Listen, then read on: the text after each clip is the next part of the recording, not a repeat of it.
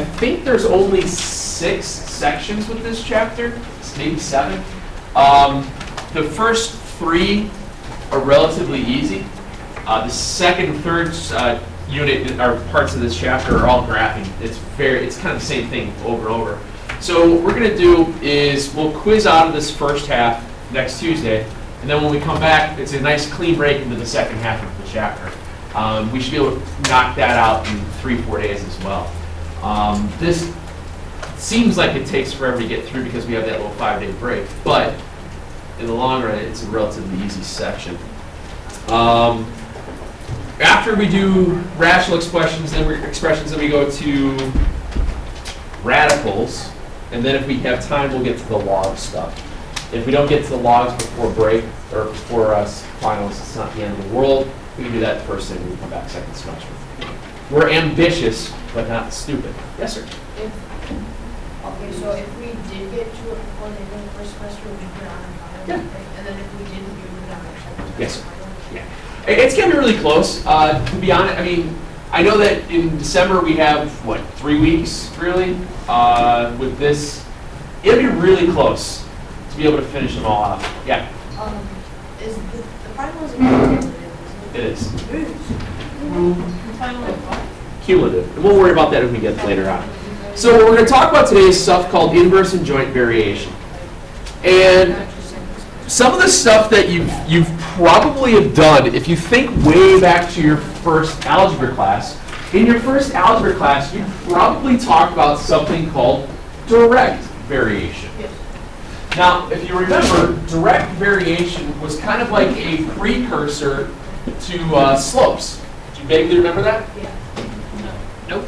Nope. I remember the word, but like, if you said it right now. So if I say this, y and x vary directly, basically what that is saying is that with direct variation, you have y equals some constant times x. X and y vary directly. That's what it looks like. So this was your precursor to slopes, where that k value turned into m eventually, when you start talking about direct variation. So when you're looking at it, it's basically just the idea of, in a table, the values of x are being multiplied by the same thing to generate the y. And that's what that looks like. The constant would be the same throughout. You probably did something like this at one point in time. We had x, y tables, 1, 2, and 3. We got 2, 4, and 6.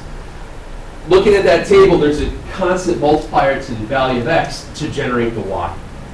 It's 2. 2 times x gives you your y. And that's kind of what you did long time ago. All right. Well, what we're going to talk about today is what's called inverse variation. So the inverse of multiplying would be right. And that's all it is. Inverse variation is going to look like this. It's going to be, okay, I didn't show up nicely, y equals k divided by x. All right. X and y vary inversely. Is basically what that looks like. So when you're looking at it then, I'll show you a table here in a minute, how you're able to tell the differences between the two. You obviously, what they wrote up here is that this k value cannot equal 0 because what's 0 divided by anything? 0. So y equals 0 just gives you a horizontal line, and then you wouldn't have any variance whatsoever, would you? No. That's why they put that little caveat there. Make sense? Makes sense. All right. So what happens here is they say it a couple of different ways. They say y varies inversely with x. X and y vary inversely. Some of those things. More often than not, you always just think of it, if they say x and y vary, vary.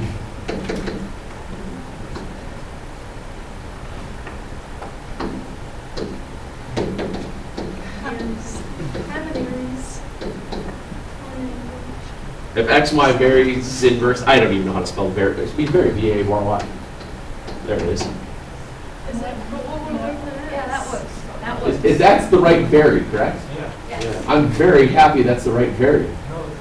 No, V-E-R-Y. I'm very happy with V-E. Yeah, he was Alright. making, I was making light of the situation. Hey, there's no way we're getting all Light? in this. Ah. You two are crazy. Wait, what is that? Oh, he's just using a bunch of words that can be, like, have multiple definitions. Like two, no, two. The word two has 3 different definitions. Two. You two were too crazy. I've seen you two twice. Ooh. Yeah, twice. Everything. You two. I've seen you two too much. You. Oh man, this is, I'm on fire. I'm trying to figure out how to use all 3 in a row. Two. All right, back I'm to. going to buy 2 bananas at the store, 2. You should buy them too. I like you better in the back. Sorry, I'm sorry. You two. I'm gonna buy an apple too. Got it. So basically what's going to happen is this. You're going to be given some equations, and can you tell whether or not they're going to vary inversely, directly, or neither? Okay. So if I'm looking at the first one, remember, direct variation is y equals k times k times x. Inverse is k divided by x, and nothing is, well, nothing. So if I'm looking at these examples here, y over 5 equals x, what do I have to get by itself? Why? Y. So it's exactly. So this becomes y equals 5x. Is that direct or inverse? Correct. Correct. I don't need to buy them. In this case here, what do I do? Nothing. Nothing. So is it direct or inverse? Nothing. It's nothing. Nothing. Yeah. Because there's a +2, so this is a no. So what would we do if we have, do we just say no if something like that? Yep, you can do that also if someone offers you drugs. Just say no. Yes. So this one here, you're right, you just get, you divide it by x, you get y equals 4 over x, and that would be inverse. Now let me ask you this, what about this? No. No, because K is not. You could That just that times would be it the by same as x 5. times 1/5. It's the same thing as x times 1/5. So is that direct or inverse? It's direct, isn't it? Because it's 1/5 times x. Yeah, but like, it's also x over 5. Okay, yeah, but like, what's the form? X can be the denominator. So remember, direct is y equals k times x. Inverse, y equals k divided by x. And that's what they look like. Now, the other thing that will happen is that you're going to be given sets of like this, tables. And you're going to look at a table and tell whether or not it's direct, inverse, or neither, again, for your variations. W and H's, the reason I'm putting in those is that the book changes stuff around on you. First column, you can always consider it as your x values. The bottom column would be your y values. So think of it as x and y. All right? Same idea. This is your x, this is your y. Now, the other thing that they will do is they'll put them vertically. The first one you read is usually, you can always assume as your x value. The second one will be your y value. Okay? So, I want to figure out what kind of relationship this is. So I look at it, if you want, look at it as, well, do they fit the mold of y equals k times x, or do they fit the mold of y equals k divided by x? You know the x and the y values. You need to see if that value of k stays constant. All you have to do is, well, does 9 equal 2 times k? Does 4.5 equal 4 times k? Does 3 equal 6 times k? Also So what happens here is that you're checking to see your k value here is 4.5, right? Yes. K value here is something I don't care, but I know the k value here is 1/2. Last time I checked, 4.5 and 1/2 is not the same. So obviously it is not direct. Does that make sense? Yes. All we're doing is just checking it. It's a one-step equation to check. You check it inversely to see if that works. Does 9 equal something divided by 2? Does 4.5 equal something divided by 4? Does 6 equal something divided by 3? Yeah, they all equal 18. They all equal 18. You see that? Oh, yeah. To solve for k, you multiply by 2. You get 18. Multiply by 4, you get 18. Multiply by 3, you get 18. So your k value is 18. What would your equation be then? Y equals 18. There you go. Relatively easy, isn't it? Yeah. All right.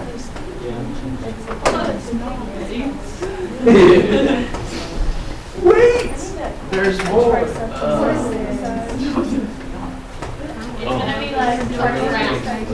Not yet. Like some kind of big equation. So let's do this. Try. It's because you ate cinnamon rolls, and cinnamon rolls are nothing but sugar.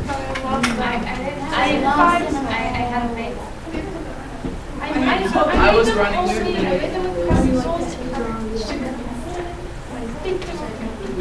So I was trying to put 2 of them up at the same time. And then I watched Gossip Girl. There's 2 problems there, 2 different graph charts. I'd like you to try to tell whether or not they're direct or inverse from either. If they are one of those 2, write the equation, please. I'm It's kind of true. I'm messing with you. So as you start checking the first one, does 30 equal k times 10? Does 15 equal 20 times k? I mean, you can stop right there. You'll notice it doesn't work. Yeah. Okay. So if you go the other way, does 30 equal k divided by 10? Does 20 equal k divided by 15? Okay, I wrote that backwards. Excuse me. 15 divided by 20. You'll probably notice right away that it does work. What's the value of k? 300. So your equation for the top part would have been y equals 300 over x. Okay. Now on the other one, go to my other side. On the other one, what'd you guys get? 7. Y equals 7x. Yeah. You get y equals 7x. When you go through that, you notice a lot of times you can probably start working through these out without having to write it out. 217 divided by 31, 140 divided by 20, this divided by that, and so on and so forth. You get 7 each time. Put a comma after 2. There you go.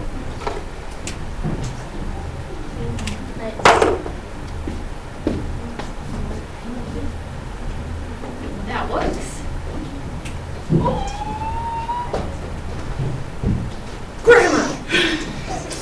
Peace out. What's up? So could you say a good like rule to follow if you're looking at a graph like if as you know x gets smaller, y also gets smaller, and it's like on the other graph it was like all over the place because it's dividing. Could you say that's What happens a if good your k? indicator? What if your k value is fractional, and you're multiplying into a fraction? Nothing new. Everything is weird. No, everything is awesome. So now we get back into writing equations with these things, and it gets a little bit weird at this point. So what'll happen here is you get the following statements. X and y vary inversely. X and y vary inversely when y is 8 and x is 3. So that means there's an inverse relationship between x and y. So you have y equals k divided by x. You start with that. They're telling you what the y and the x values are to start. In this case, you get 8 and 3, which means my inverse variation equation looks like 8 equals.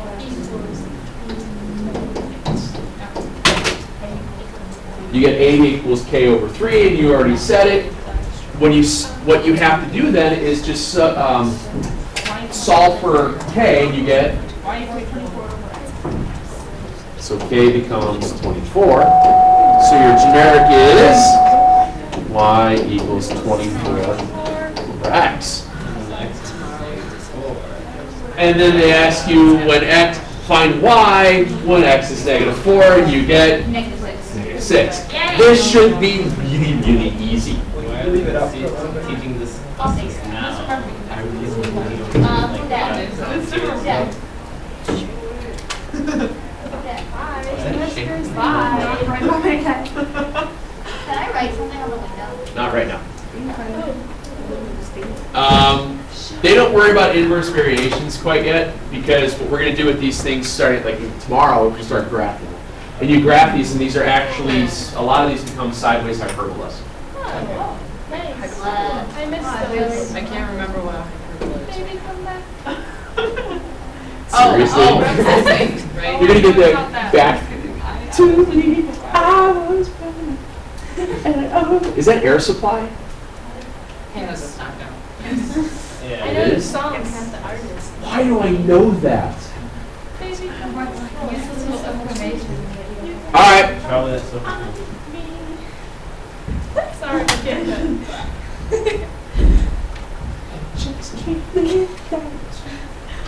Why do you get these stupid songs stuck in my head now? You are banished from this room. No more talking. You should try working in the corn with her. She's saying, what was it? Bust a move. She's saying bust a move for 2 hours straight. Do that problem.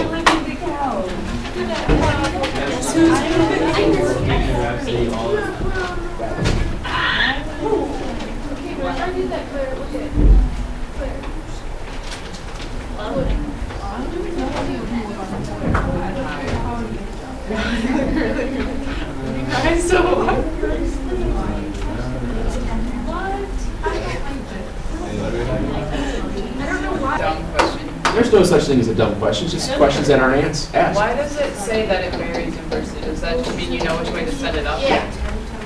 It'll say inversely, directly, and eventually we'll start talking about various jointly as well. And Okay. it's pretty easy how to set these things through. So you get 10 equals k over a half. Did you get 20 for k?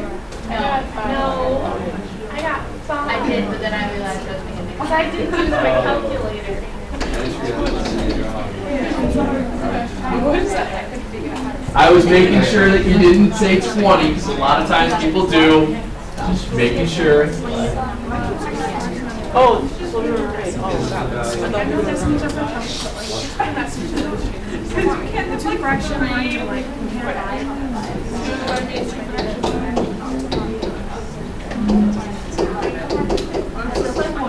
You get 5 halves. So let's talk about this joint variation then. Joint variation is a whole lot of mumbo jumbo. It's a whole lot of words for basically saying you're multiplying more than one thing together. Joint variation is nothing more than when you're multiplying multiple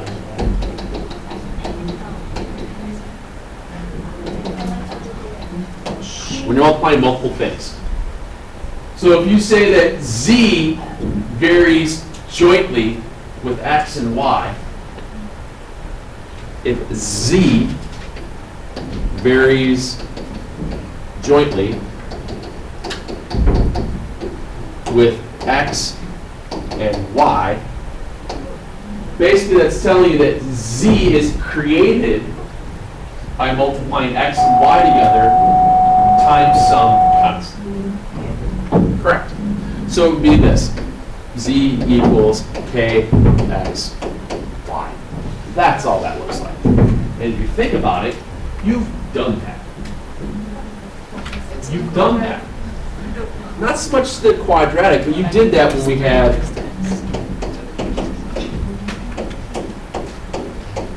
remember that? You had a joint variation to solve for a. That value of a was playing the role of that constant multiplier. You've done that. You just didn't know that's what you were doing. Okay? So when you're looking at this joint variation, it's nothing more than reading the words carefully about which one goes where. Z varies jointly, so Z equals whatever things are saying it's multiplied together. Now, it will get a little bit weird. It will get a little bit weird because it'll say something like this. Z varies jointly with x, and inversely with y. That's nice. So z varies jointly with x and inversely with y. So wouldn't you just set up two different equations? That's joint. Careful, what are you forgetting about? Z equals KXY. Not kxy, because That is KX over Oh. Y. kx over y, yeah. Ah, that So makes z sense. is, since there's joint variation, inverse joint variation, there's always going to be some constant k.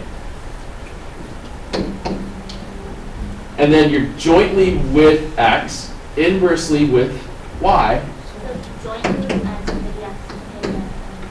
Yes, sir. Okay, can we use that the other way around? Why It's the, Yes.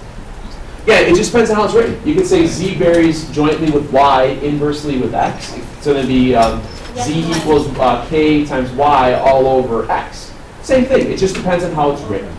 It's very easy that they'll mess with these things with you, with the words. Michael? Why can't you put the K with the Y? Because the k value is always in the numerator. Right? The k value will always be in the numerator. So if the Y is on top. And then it would be z varies jointly with y, inversely with x. That's right. So jointly is multiply, inversely is divide. That's about as blatantly obvious as it gets. Now what if I say this? Z varies jointly with the square of x and inversely with the cube of y. Z varies jointly with the square of x and the cube of y. I mean, doesn't that have to be? I mean, It's giant conundrum. I remember what I wrote down. I work from 1 to 2 too. What? Oh, do you? Bookkeeper. Yes, sir. Okay, Why? I don't so understand bookkeeper thing. Usually no.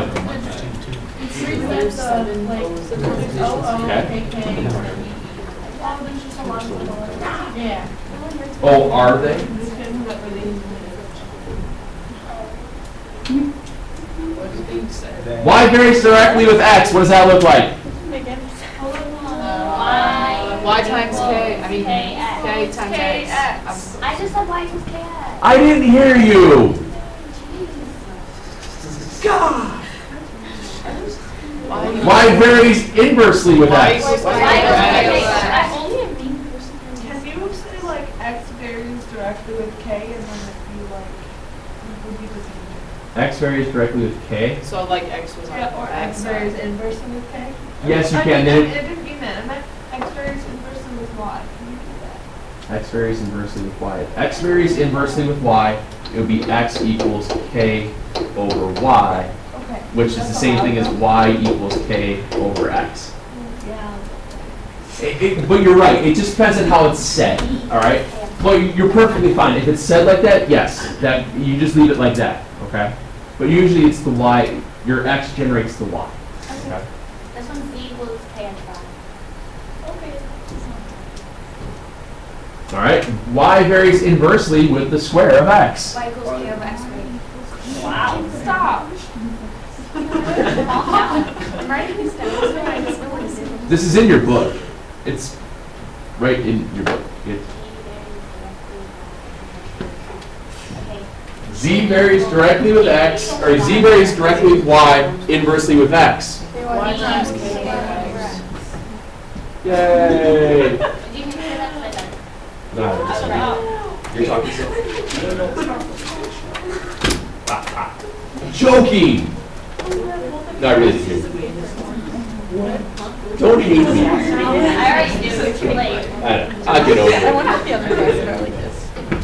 Yeah, is your other classes like this? Yes. Do these, please. That would be good for next time. Lord help us. Are you like allowed to just like maths and then just say what I'm Class periods? Yeah. No, Michael, so you're changing because of what, like health or driver's ed or something like that? Michael, aren't you switching because like health or PE or driver's ed? Yeah, some every once in a while, some kids have to switch class periods because of different semester courses. I like allowed, like, I like it. It's getting full. Okay, but then we have only available at Westminster 2. Oh. Wait, so are we getting somebody in our class?